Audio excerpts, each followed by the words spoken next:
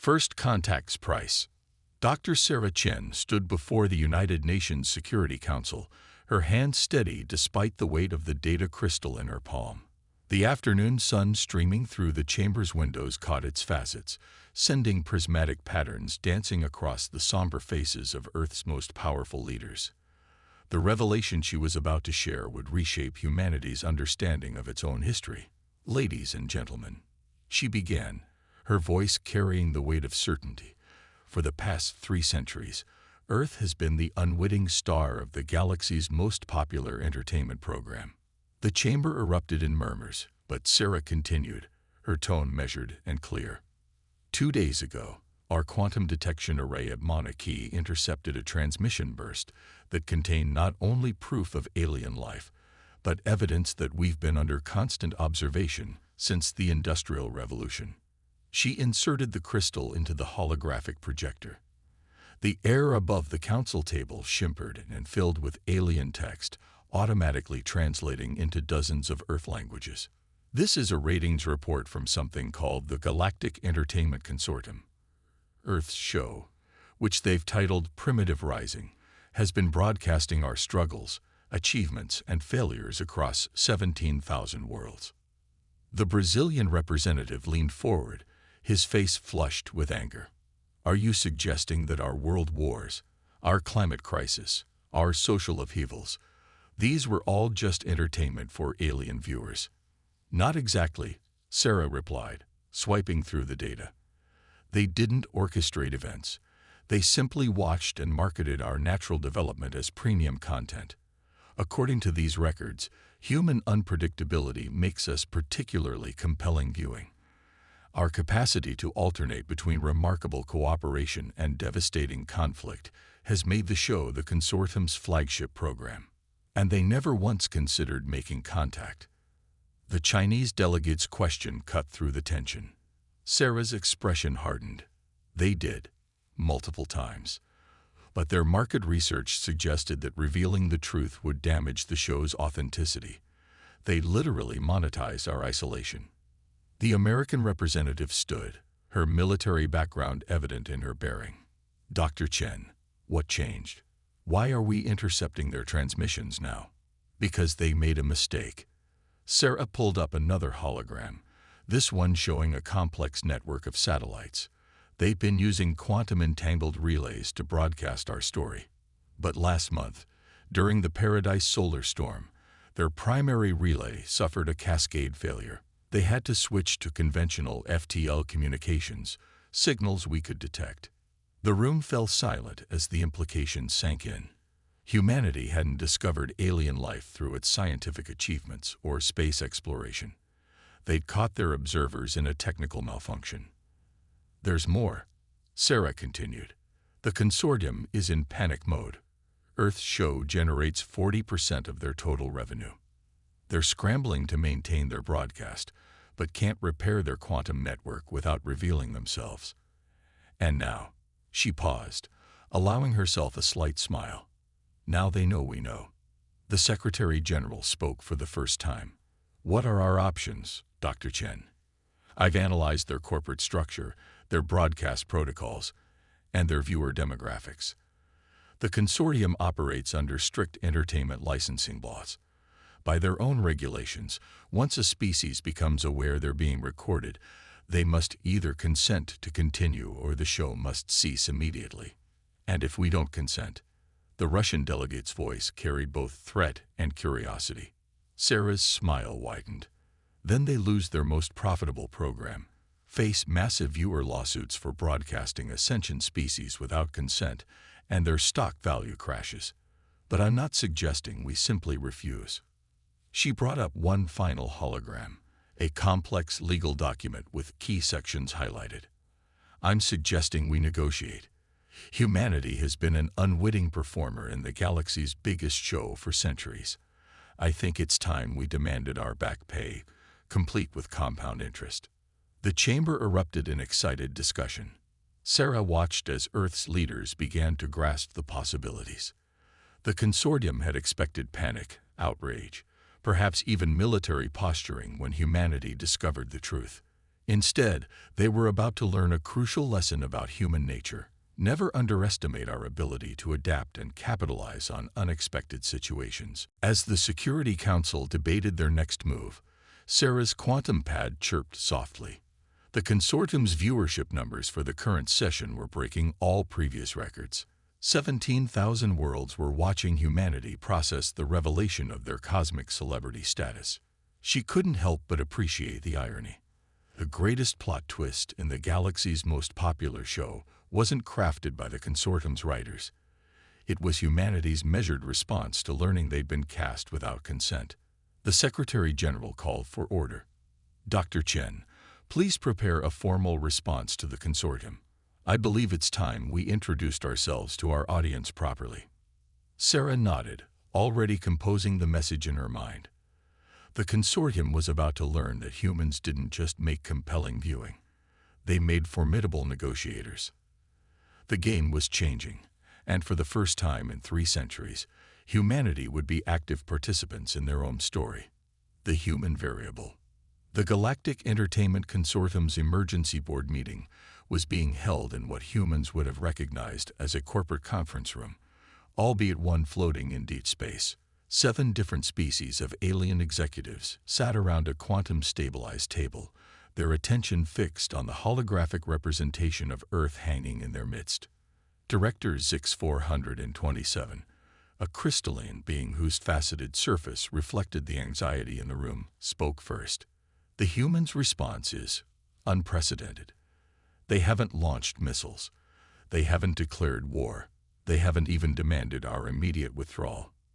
Instead, interrupted Marketing Chief Ferrell, their gelatinous form rippling with confusion, they've sent us a copyright claim and a request for contract negotiation. Are we certain the translation matrices are functioning correctly? Legal counsel FPET unfurled their primary tentacles in what passed for a nod among their species. The translations are accurate. Moreover, their claim is legally sound. Under Sector Entertainment Code 7249B, any sentient species recorded without consent is entitled to compensation once they become aware of their status. But that law was written for minor violations. ZX-427's crystalline surface crackled with agitation. Short-term, unauthorized recordings, brief documentary segments, not 3 centuries of continuous broadcast, which only strengthens their position, FPET replied calmly. The humans have appointed a negotiating team led by their Dr. Chen. They're requesting a direct conference. The board members exchanged uneasy glances. In all their centuries of broadcasting, no species had ever responded to discovery quite like this. The humans were treating an interstellar revelation as a business opportunity. Perhaps we should consider terminating the broadcast, suggested Security Director Crox, their scales shifting from green to worried purple. Take the ratings hit, weather the lawsuits from our viewers. Impossible, interrupted Frail. Our viewers are already addicted to the human response. Viewership has quadrupled since they discovered us. The market would never forgive an abrupt cancellation. A small screen materialized above the table, displaying the latest ratings. The numbers were staggering. Billions of beings across the galaxy were tuned in, watching humanity process and respond to their cosmic reality show status. Then we negotiate, ZX-427 decided. Prepare the quantum conference chamber. Let's see what these humans want. Hours later, the board found themselves face to face with Earth's negotiating team via quantum hologram. Dr. Chen sat at the center, flanked by legal experts, economists, and cultural specialists from across the globe. Thank you for agreeing to this meeting, Sarah began, her calm demeanor masking the excitement she felt at humanity's first official alien contact. We've reviewed your broadcasting history thoroughly. Your show has captured every major human event since 1750. Our wars, our technological advances, our artistic achievements, all broadcast without our knowledge or consent. We acknowledge this, ZX-427 responded carefully. We are prepared to offer compensation. Excellent, Sarah interrupted smoothly. We've prepared a comprehensive proposal. But first, we'd like to understand something. Your viewership data shows massive spikes during certain events. The moon landing, the development of the internet, the climate crisis resolution. Why do your viewers find us so compelling? Vrel's gelatinous form rippled with enthusiasm despite the tense situation. Humans are unique in our experience. You fail catastrophically, yet recover stronger. You face extinction-level threats and somehow turn them into opportunities. You're simultaneously primitive and innovative, destructive and creative. You're addictively unpredictable. Sarah smiled. Then we have something you need. Predictable species make boring television, don't they? The board members shifted uncomfortably. She was right. Their other shows, featuring more stable and predictable species, never achieved the ratings that Earth generated. Here's our proposal, Sarah continued. We'll consent to continued broadcast rights, but with conditions. First, immediate payment of back royalties, calculated at standard sector rates plus interest. Second, humanity gets creative control over what can be broadcast. Third, we want access to your distribution network. Access to our network. The pet's tentacles curled in surprise. For what purpose? We've been an passive entertainment source for centuries, Sarah replied. We think it's time we became active participants in galactic media. We want to create our own content, tell our own stories, share our perspective on the galaxy. Your viewers find us fascinating. Wait until they see what we can do when we're actually trying to entertain them. The board erupted in overlapping conversations in a dozen different languages. This was unprecedented. No species had ever proposed becoming a content creator upon discovery. Most either retreated into isolation or attempted military action. The humans were proposing to monetize their own unpredictability. And if we refuse? Zix 427 asked carefully. Sarah's smile didn't waver. Then we exercise our right to withdraw consent for broadcasting. You lose your most popular show, face fewer lawsuits, and we'll still develop our own content, just through other channels. We've already had several interesting offers from your competitors. The board members looked at each other in alarm. The humans had somehow made contact with rival entertainment consortiums in the brief time since their discovery. They really were unpredictable. We'll need time to review your proposal, Zix 427 said finally. Of course, Sarah replied, but don't take too long. Your viewers are watching, and we'd hate to leave them in suspense.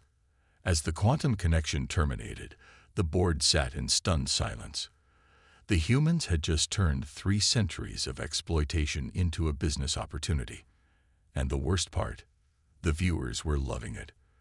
The ratings for the negotiation had just broken all previous records. The human variable, as their marketing department had always called it, had just evolved into something entirely new. The question was no longer whether humanity would change galactic entertainment, but by how much. Rating Wars. Live from Earth, this is Galaxy's Eye, humanity's first interstellar broadcast network. The announcement rang across 17,000 worlds in perfect local translations. In the 3 months since the negotiations with the consortium, humanity had worked at breakneck speed to create something unprecedented, authentic, unfiltered galactic entertainment. In the newly constructed Interstellar Broadcast Center in Geneva, Maya Rodriguez, the network's first cosmic media director, watched as their inaugural transmission reached an audience of trillions. The consortium had agreed to humanity's terms, partly out of fear of losing their most profitable show, but mostly because humans had outmaneuvered them at every turn. How are the numbers looking? Maya asked, her eyes fixed on the wall of holographic displays showing feed data from across the galaxy. Her assistant, Dr. James Wong, looked up from his quantum tablet. We're already at 300% of projected viewership. The consortium's executives are having collective nervous breakdowns in 17 different biological ways. Maya allowed herself a small smile. The consortium had expected humanity to simply demand payment and continue as before. Instead, they'd launched their own network, using the consortium's own distribution infrastructure as per their negotiated agreement. Begin Phase 2, Maya ordered. Launch the cultural exchange programs. Across the galaxy, viewers watched in fascination as human broadcasts began exploring and documenting alien cultures, not as exotic curiosities, but as living, breathing societies, where the consortium had always maintained careful distance and clinical observation. Human reporters dove in headfirst. On Silax Prime, a human food critic sampled crystalline delicacies alongside local gourmands, her genuine enthusiasm breaking centuries of cultural barriers. In the gas giant settlements of the Vorex cluster, human engineers collaborated with floating cities architects, combining technologies in ways neither species had considered. But it was the documentary series, We Are All Stardust, that truly captured the galaxy's attention.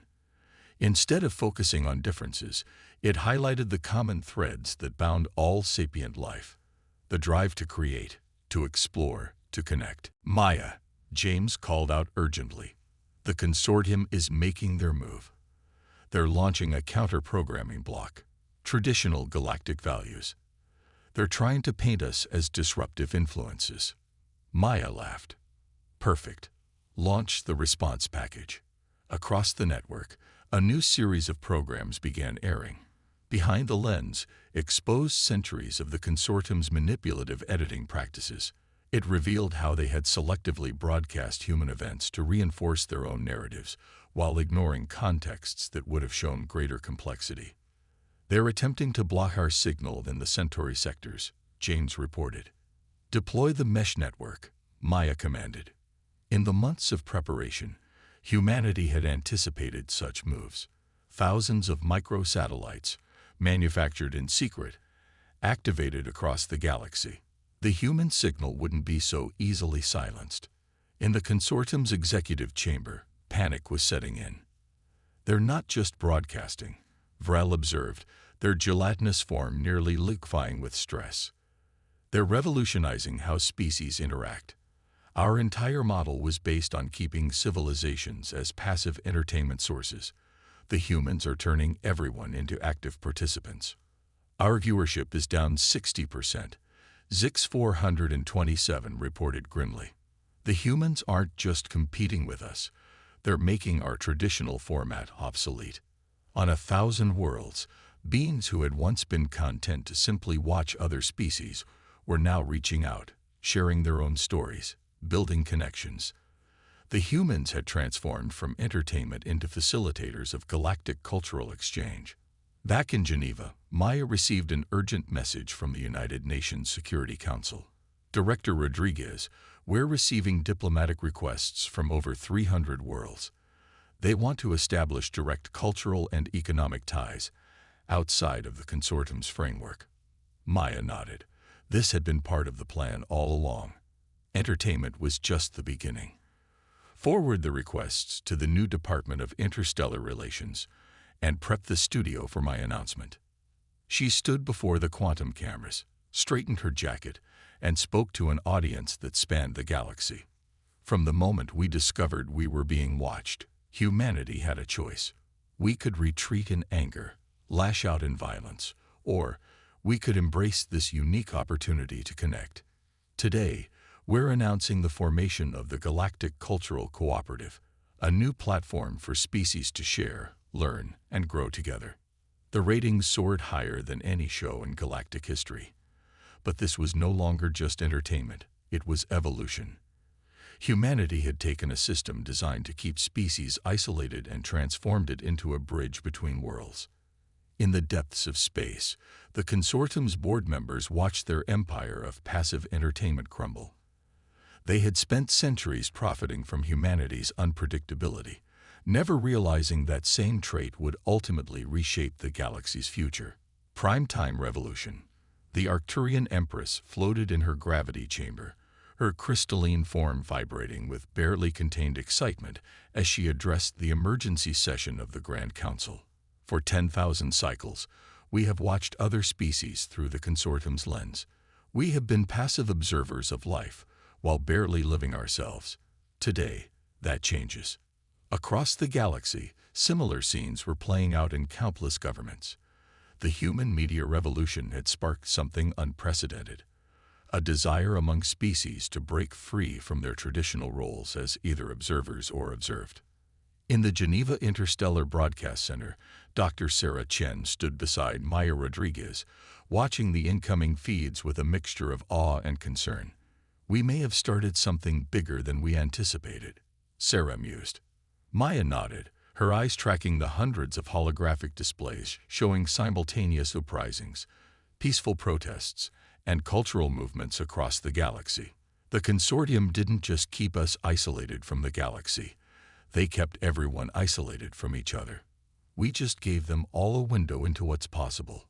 A priority alert flashed across their screens. The consortium was making an unprecedented move. They were releasing their entire archive of Earth broadcasts, unedited, to every species in the galaxy. "They think this will embarrass us," Sarah realized, a slow smile spreading across her face. "They don't understand that our mistakes are as valuable as our successes." She was right. As species across the galaxy watched humanity's complete history, the wars, the triumphs, the disasters, and the recoveries, they didn't react with disgust or superiority. Instead, they saw something profoundly valuable.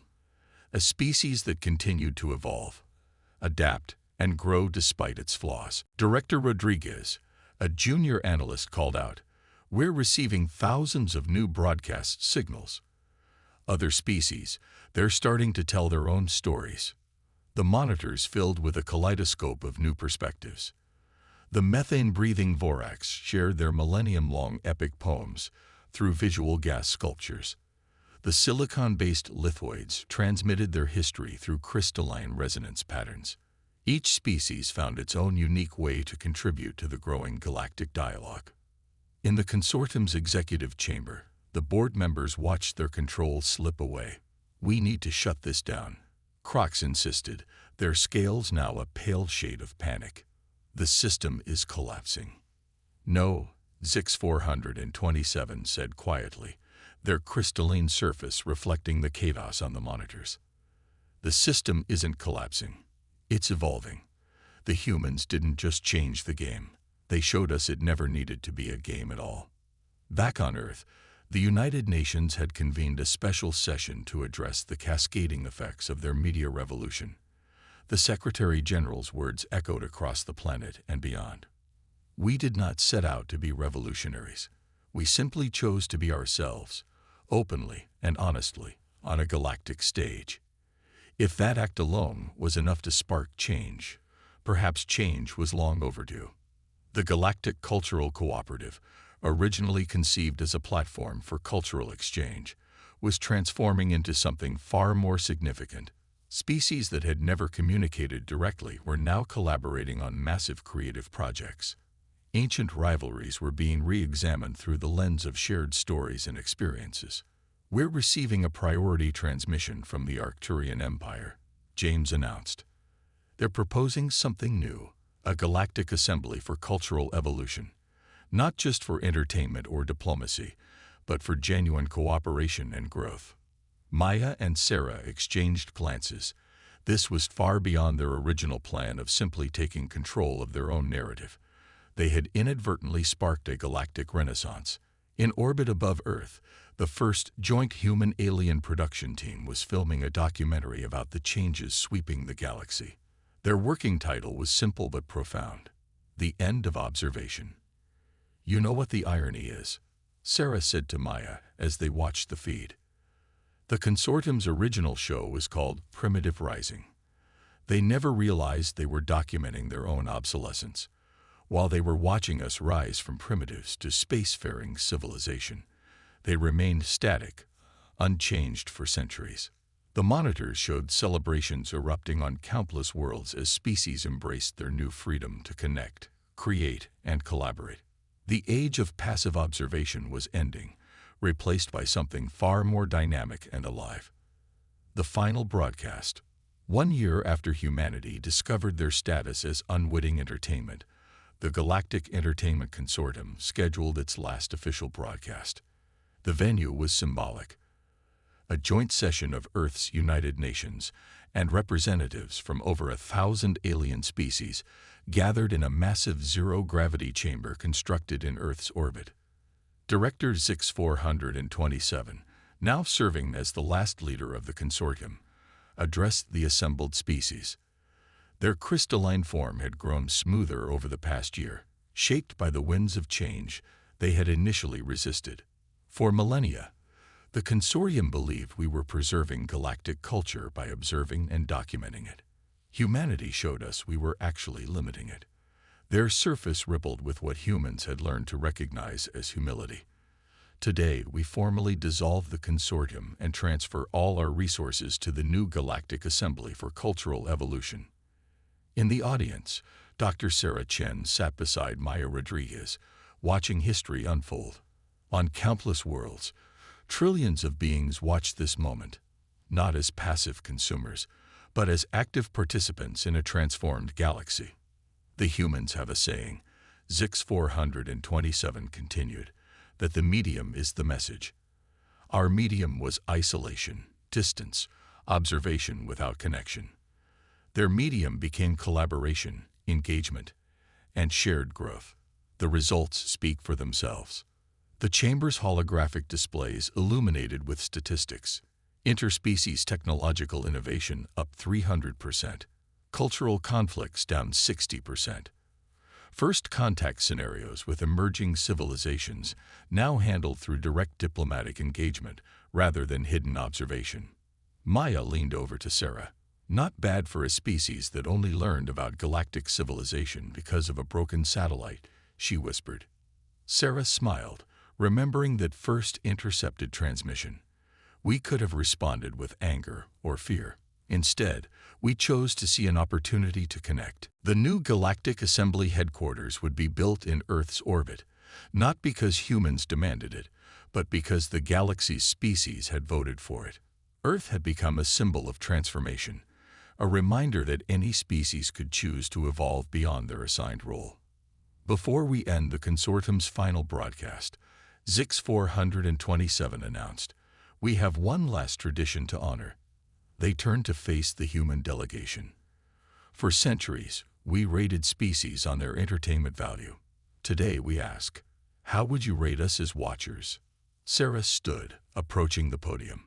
The galaxy held its breath, waiting for humanity's judgment of their former observers.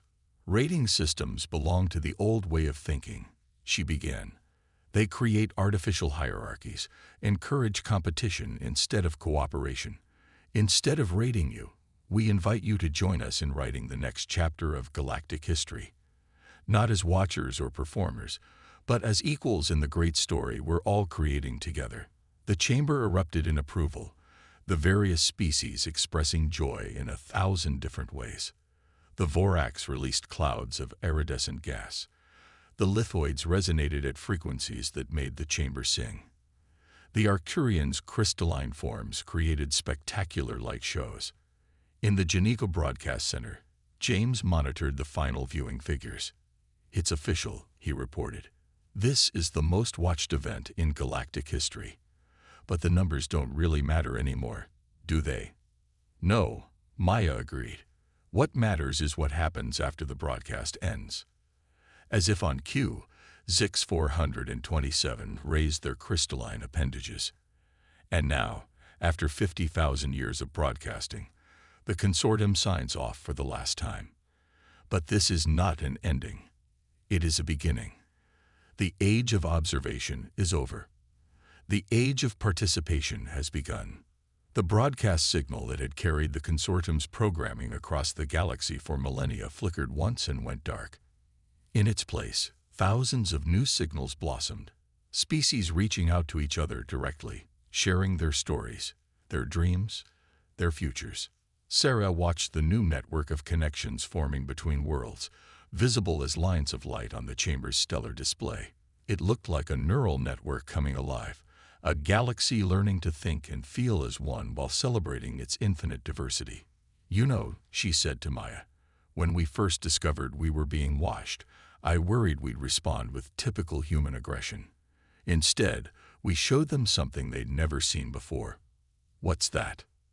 That the best stories aren't the ones you watch, they're the ones you help create.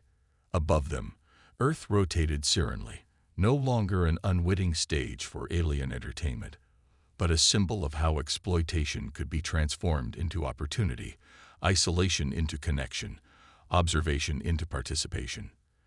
The greatest show in the galaxy had ended, but the real story was just beginning. In the vast network of new broadcasts crossing space, a message repeated in thousands of languages, marking the dawn of a new era. Welcome to the galaxy. We're all in this story together.